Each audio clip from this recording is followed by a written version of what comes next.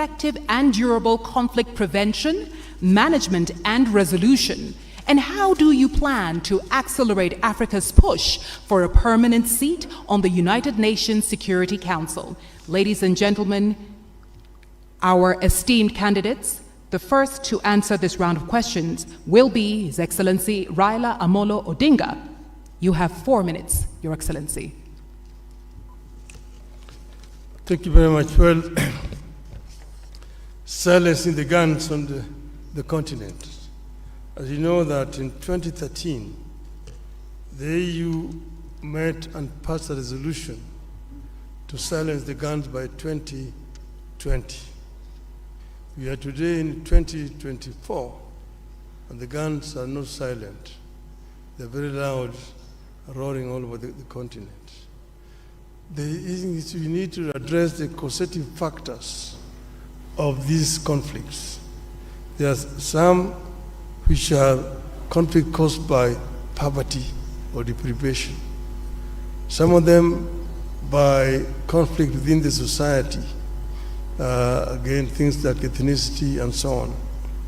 Some of them are externally influenced or promoted. Some are religious and so on. So there's not a common factor. But what you need to do is to address the causative factors which could translate into these conflicts throughout the continent. And this is what I will do myself. First, as you know that our African countries are not at the same levels of development. Those which are more developed, like for example in terms of governance, there are some areas where you have got exclusions of people, and as a result of this, there's some people move to use other means. We need to find a way of creating an environment of dialogue within our societies so that we can be able to prevent these differences, conflict ending up into violent confrontation between the various groups. We don't need to put a time span, but I'm sure that it is possible to end these conflicts and stop the guns by 2035, in my view. The other one is the issue of Africa's representation on the Security Council. This is something that has been long overdue. As you know, that the UN was formed at a time when most parts of Africa were colonies. And that's why the UN structure as today does not deal with the realities of the world today. And the situation where you have 5 countries sitting in the Security Council with veto powers, and Africa is not represented, a continent with 1.4 billion people, is not tenable and it's not accessible. And that's why I'm not going to talk about Africa's representation, but we're going to insist that Africa must get 2 permanent seats in the UN Security Council. This is only fair, because we are a continent of 55 sovereign nations. We cannot be excluded when Europe has got 3 permanent representations on the Security Council. Permanent representation with the veto powers is a must for Africa. And this I'm going to insist when I'm elected, if the heads of state of Africa sees fit that I should lead this.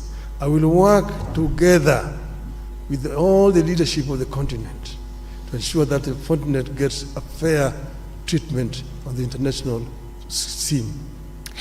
Thank you so much, Excellency. Candidate from Kenya. Et maintenant, mesdames et messieurs. And now, ladies and gentlemen, the response from His Excellency, the candidate from Djibouti, His Excellency Mahmoud Ali Yusuf. Silencing the guns is a flagship program, one of the 15 that our leaders have endorsed years ago. And then they put a number of mechanisms and structure around this flagship program so that peace becomes a reality on our continent. The first structure is the African peace and security architecture. And then we have the strategy that we all know, silencing the guns. And to support this strategy, the African Union put in place a number of mechanisms. One of them is the Peace and Security Council. The other one is the Committee of Elders, the Committee of Chief of Staff. We have the Peace Fund, and we can rely on every kind of mechanism. So why is peace is not, let's say, a reality on the ground on our continent? There are a number of reasons. One of them is the political will of countries. We have to be outspoken and frank. We make decisions at the Peace and Security Council level. These decisions are not implemented.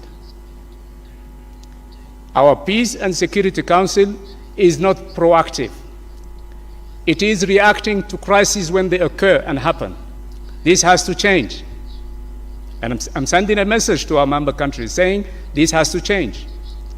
The number two problem that we have to face is our standby forces. We have them on the papers. Of course, sometimes we can mobilize them, but they lack resources. We are still relying on foreign partnership for our resources. Let me give you an example. AMISOM.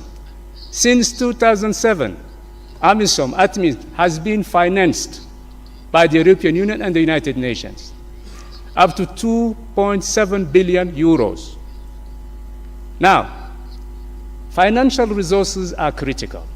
Why should we have the money so that we can operate on crisis ground on the continent? Because without money, we cannot deploy our standby forces. Without money, even the committee of mediators cannot go and discuss with the stakeholders.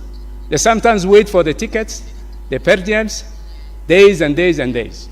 It's very critical that the Peace Fund, in which we have $400 million, that the Commission and the PRC, get to the compromise situation where that money could be used for peace on the continent.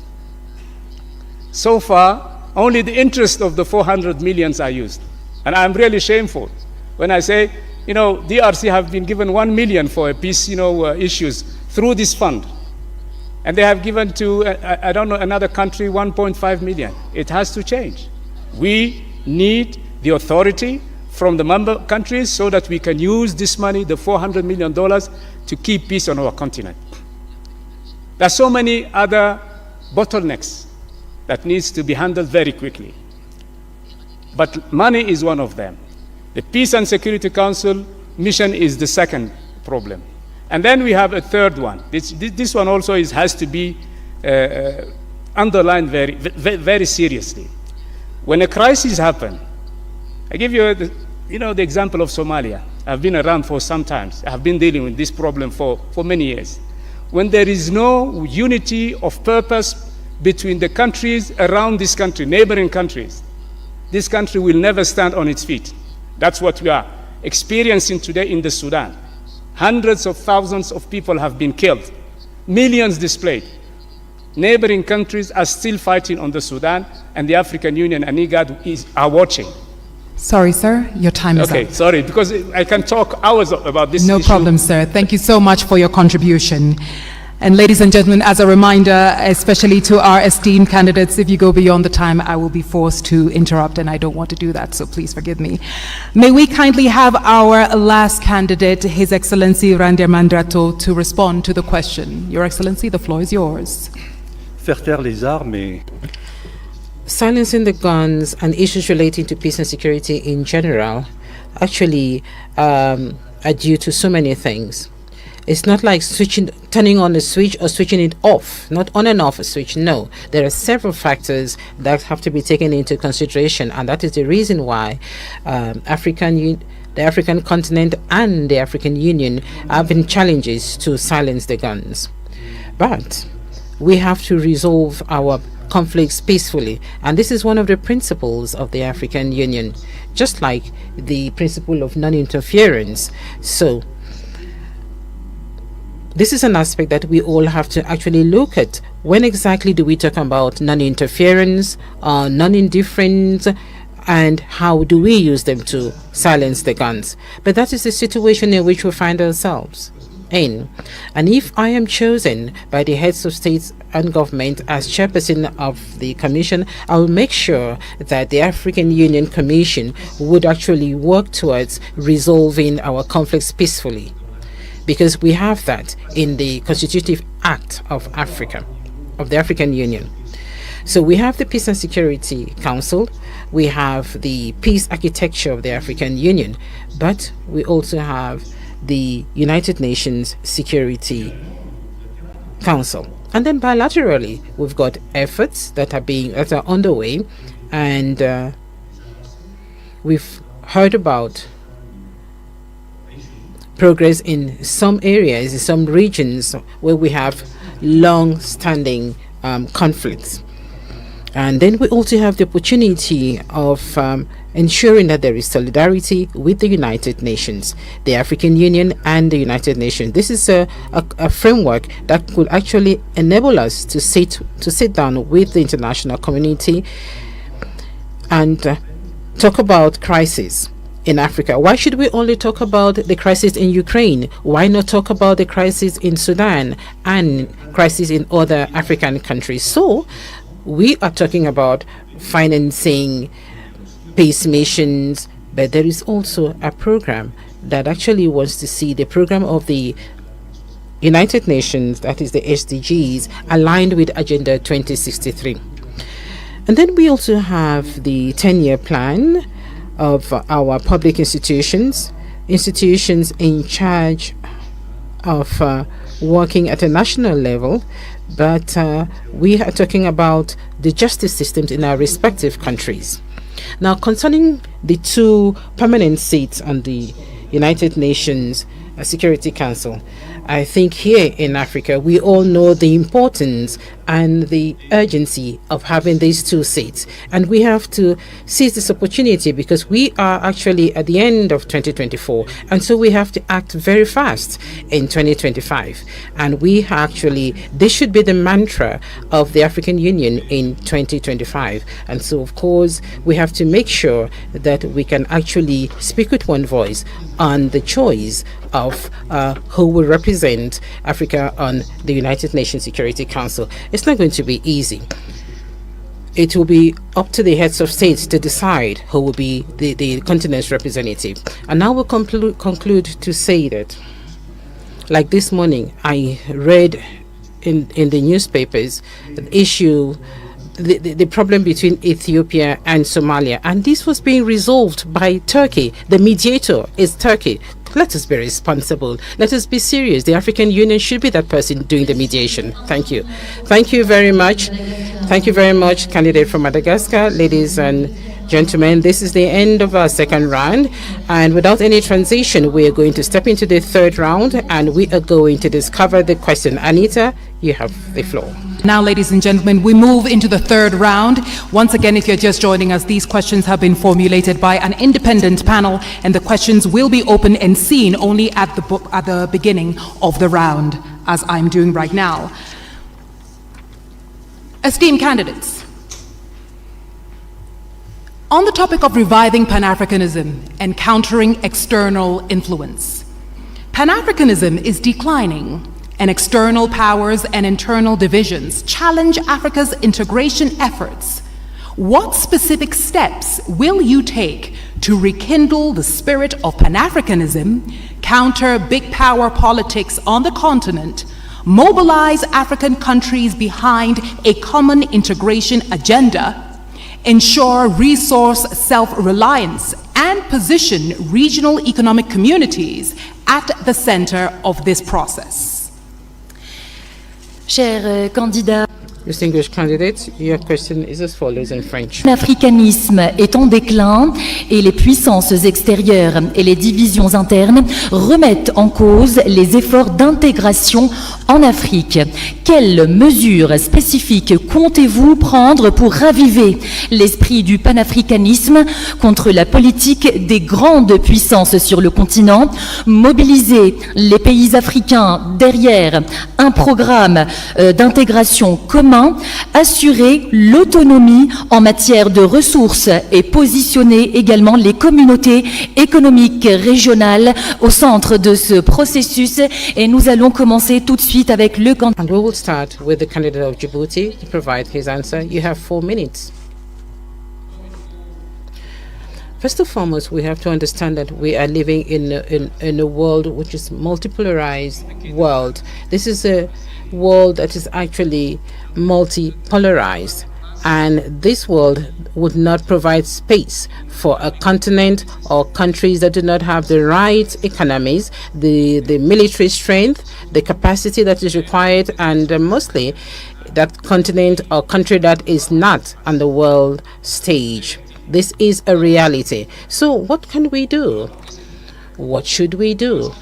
I think it is very important that the Global South should actually take action. And in the Global South, it is Africa that actually has to stand out. And how is Africa going to stand out? If we do not represent much in terms of global trade, you cannot actually sit around a table where decisions are being taken for the destiny of the world. And so integration is, I would say, an obligation, is a must. When we talk about obligation, it is important that the AFCFTA should actually be functional. It is important that intra-Africa trade be developed, and it should go beyond 18%. It is important that African countries should actually use their own resources. And so Africa has now a seat and the G20 table. We want to congratulate South Africa for chairing the G20 next year. And so it is important that the African Union Commission should be working hand in hand with the African Union to actually make sure that Agenda 2063 is a priority item on the agenda of Agenda 2063 of the G20.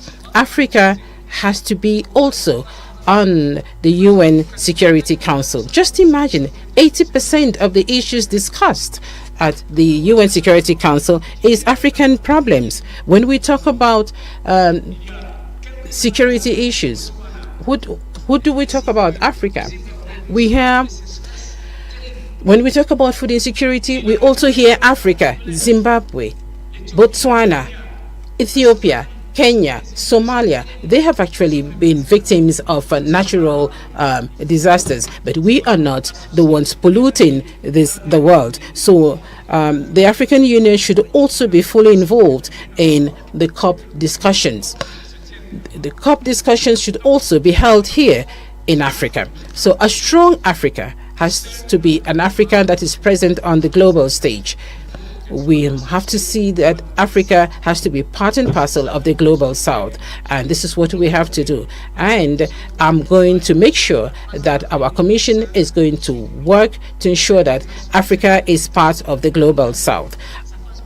Integration is a long-winded effort. It goes through solidarity.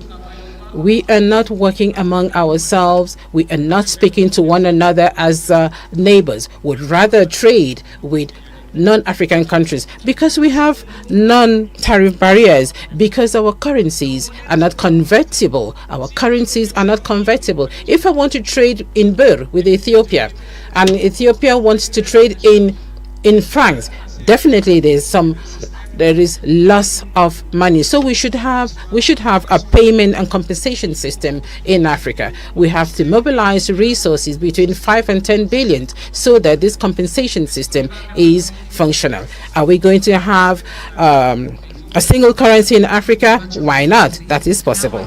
Daughter Excellency Randia Mandrato, it's your turn, sir. 4 minutes. Je ne pense pas. Well, I do not think that Pan-Africanism is actually dying out. No, because Pan-Africanism is in us. We are Pan-Africanists. You cannot erase the history of this continent, the history which also includes the efforts of our diaspora. So Pan-Africanism is really not dying in Africa. It is true that we all have a huge responsibility. The current generation that we have to work to make sure that the future generation should not forget what our founding fathers actually had in mind when they were establishing the OAU, so that all those who are in Africa should continue to live the same dream the same dream. We inherited this continent from our founding fathers, and we have the Africa that we want. The Africa that we see is the Africa where we live in, and the Africa that we want is the Africa that we want to prepare, and which we must prepare. And so there is a clear difference between the Africa in which we are and the African Union, which is our own home, the common house. And if the African Union Commission does not put in the right resources, the human resources and the financial resources, even the diplomats and the military, we will not get to where we want to be. And so I am of the opinion that it all depends on the will of the people to go beyond the challenges that we face today. We all know the problems of our African Union today. There are certain aspects that do not meet the expectations of the people. For example, the SACA audit that was prepared by experts proposing reforms that have to be undertaken. We also have reforms that were undertaken in 2016. So we need to undertake those reforms to ensure that the African Union can actually rise to the challenges. The regional economic communities also have a role to play. I went to COMESA for several years and actually saw the efforts undertaken by countries of COMESA and East Africa, and we see Tunisia, Egypt in COMESA as well, and this will continue. We have the Abuja Treaty actually defined gradual integration at the regional level and then continental level, and I know we will get there, and I am going to work with the members of the next commission so that together we can actually make all of this easy. And lastly, I think we should also bear in mind, we should also think about the military bases, the foreign military bases in Africa, in African countries. Some countries have already started to take their own destiny in their hands in terms of their security. We should be brave enough, we should actually have that courage to make sure that we can actually stand out there as adults that can actually take their destiny in their own hands. Foreign military bases in Africa, we do hope that in a few years' time, those military bases will be a thing of the past, because this military base is actually a source of conflict. Thank you. Thank you very much, Excellency Randram Mandriato, candidate of Madagascar. Now we listen to Raila Odinga, candidate of Kenya. Thank you. Well, I mentioned earlier on about the inter-African trade, which today stands just at 15%. Inter-European trade, on the other hand, stands at 70%. Inter-Asian trade stands at 60%. Africa trades more with the external world than with itself, wasting a lot of resources. Now, how did Europeans come from behind and leapfrog and overtake Africa? That is something that we need to ask ourselves. But here we need to now look forward to see how we can be able to make use of this huge domestic market that we have. We have a population of 1.4 billion people. And that is what has helped China. China did two things. One was to train the younger generation, the youth, so that they had a very highly skilled manpower. And when they liberalized their economy, the manufacturing units in the West rushed to China. If you go to China, for example, take the automobile, the Ford, the Jeep, the BMW, the Mercedes, the Toyota, the Nissan, they're all there in China. And because there's cheap, highly skilled, cheap labor. Secondly, cheap raw material. The raw materials which they were actually getting originally from Africa. And that is how China has managed to develop a 600 million people middle class. Africa can be able to fill the gap which is being left down there by China by actually coming together and opening up. So we need to come together as Africa and create an African market which will be able to attract investors to come to our continent. Africa is the youngest continent in terms of population. 70% of our population is below the age of 35. That is a big bonus.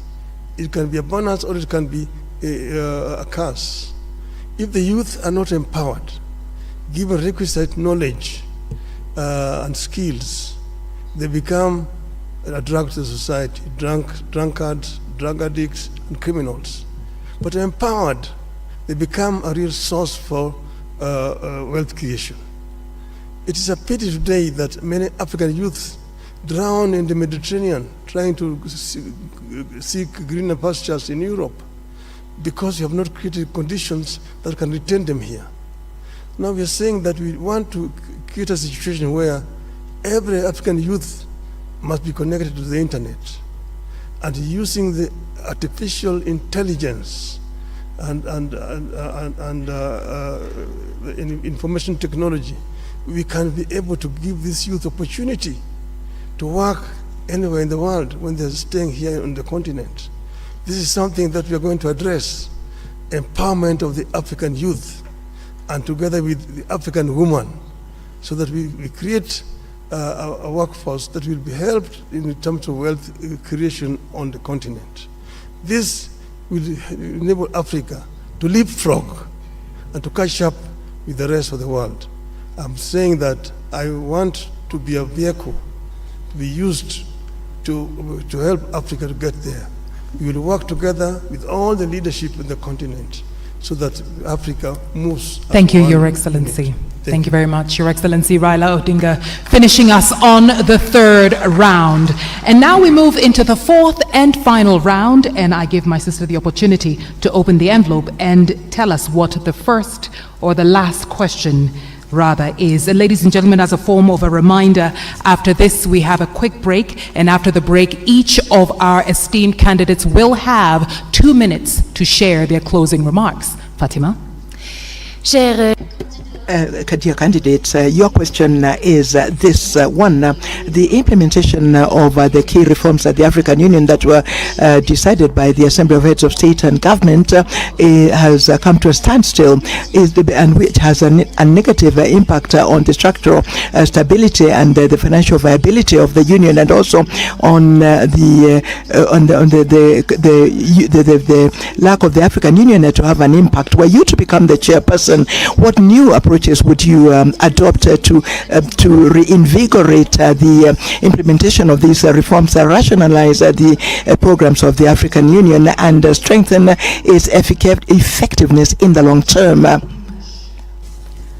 Under the topic of implementing of reforms agreed under the Assembly Decision 635, the implementation of key African Union reforms decided by the Assembly of Heads of States and Governments has stalled, with an adverse impact on its structural viability and financial sustainability, and the AU's focus on a few high-impact public goods. If you become chairperson, what new approaches will you introduce to reinvigorate the implementation of these reforms, streamline the AU's agenda, and strengthen its long-term effectiveness? Et j'invite à présent le candidat. I'd like to invite the candidate from Madagascar to respond first.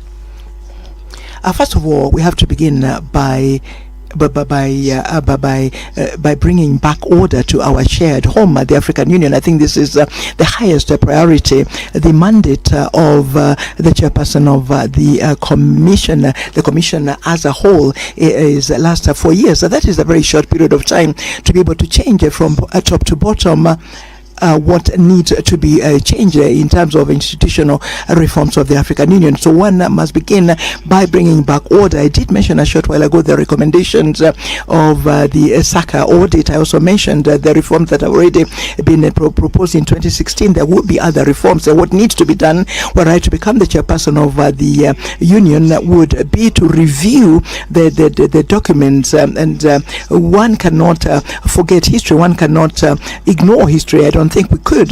We are at the end of a process. We are at the beginning of a new process, and the outgoing team did what they were able to do with the resources that they had at their disposal. And I would like to thank the outgoing chairperson of the commission, Mr. Faki, and his entire team. And were I to be elected chairperson of the commission, I would work, of course, with the chairperson, because it will be a lady chairperson. Now, these reforms have to be prioritized.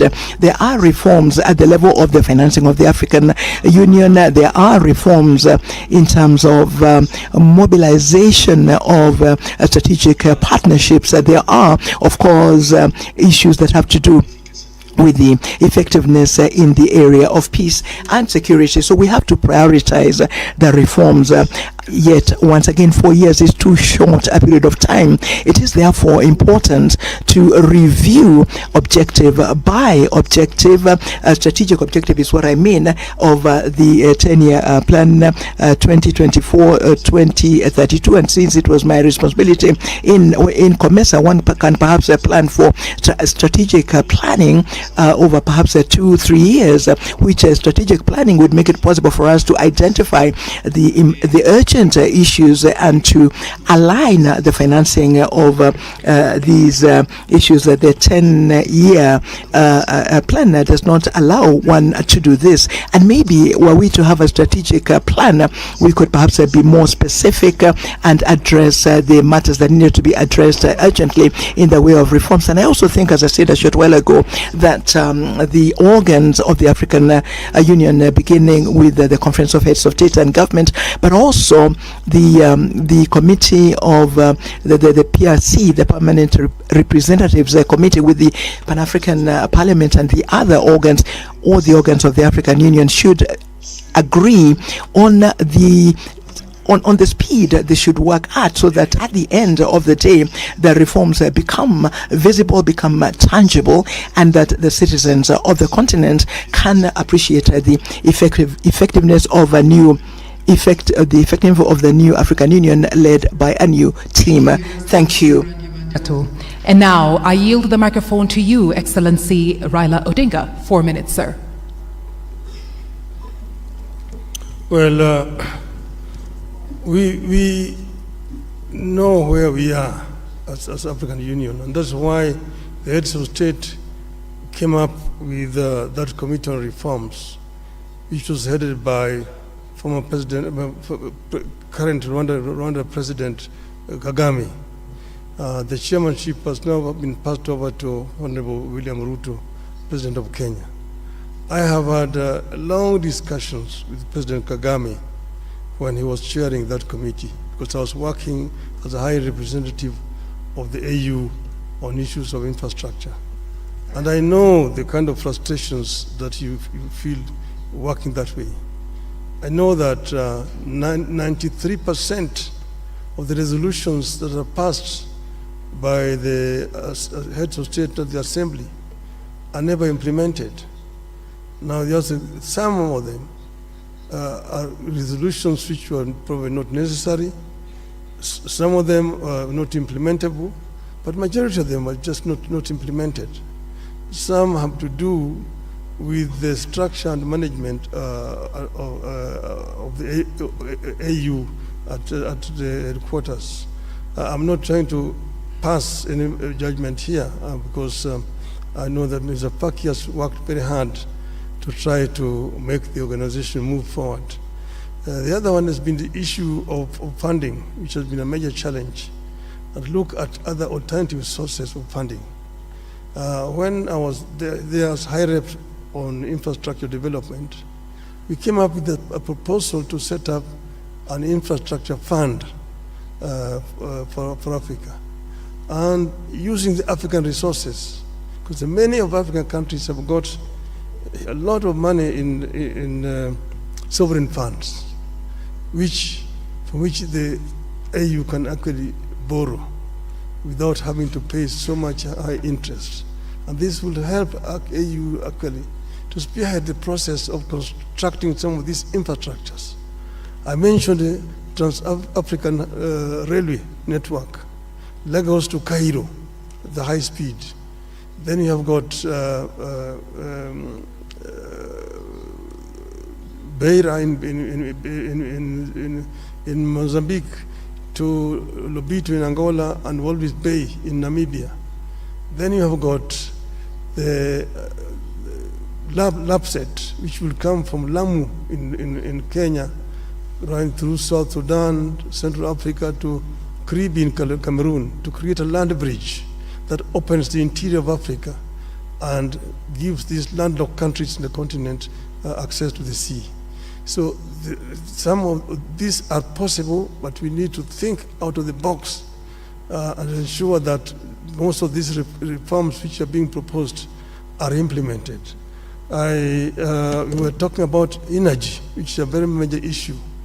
And we have got the Grand Inga in the Congo, which can actually power the entire continent with power pools, southern power pool, eastern power pool, central, western, and northern power pool. That will help us to lower the cost of energy in the continent. That would be a revolutionary change on the continent. Then you've got the connectivity, fiber optic connectivity, open skies, opening up the skies for movement of people, and then visas.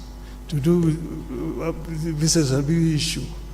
Many African businessmen cannot travel across the continent without, because they don't have visas. Excellency, I'm really sorry to interrupt you. Les 4 minutes se sont écoulées. Nous allons maintenant suivre. We are going now to listen to the response from the last candidate for this round, the candidate from Djibouti. Let me start by paying tribute to our heads of states who have endorsed those reforms in 2017. And then the champion for those reforms was His Excellency President Kagame, and he passed the responsibility to President Ruto. Now, there are a number of reforms that have already been implemented. We have to recognize that. The size of the commission, we had 10 commissioners, chairperson, deputy chairperson, and 8 commissioners, and it has been reduced.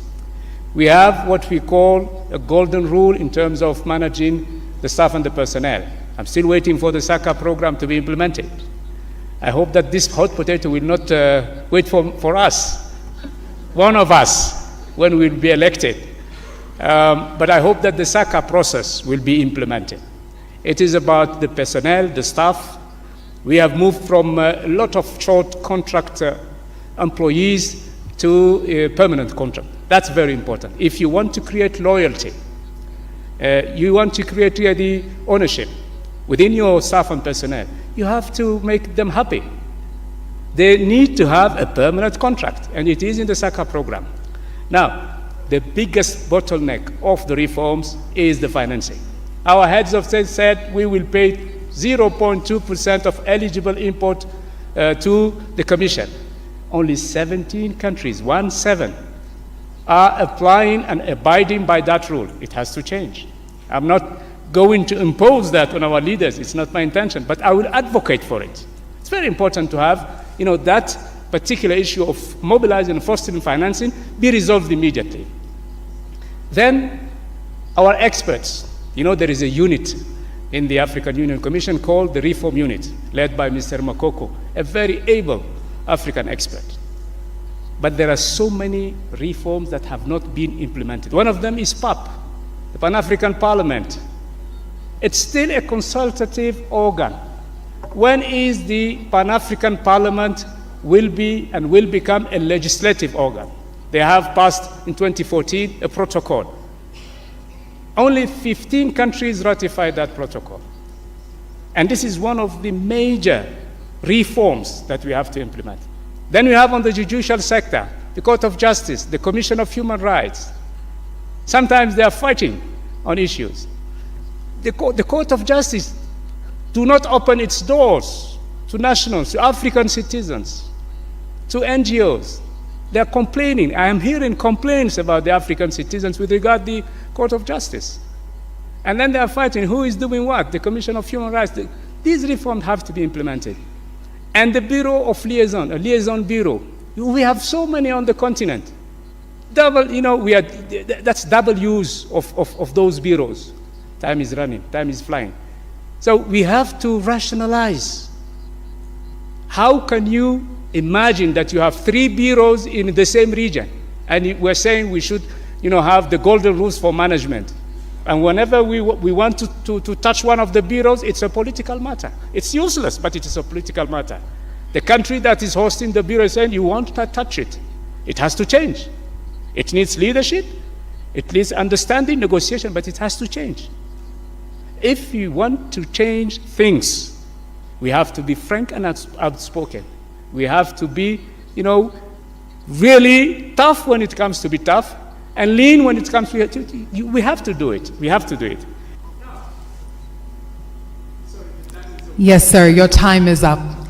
And now, ladies and gentlemen, that brings us to the end of round 4. If you are just joining us, we've had 4 rounds, and each of them has touched on a thematic area. And now we will go for a quick break. When we come back, the candidates each have 2 minutes to share their closing remarks. Mesdames et messieurs, nous remercions bien. Ladies and gentlemen, we'd like to thank our dear candidates for having responded to the last question of the 4th round of this Mjadala Africa Leadership Debate of the African Union. Thank you very much for staying with us. We'll come back in a few minutes. We're going to take another short break.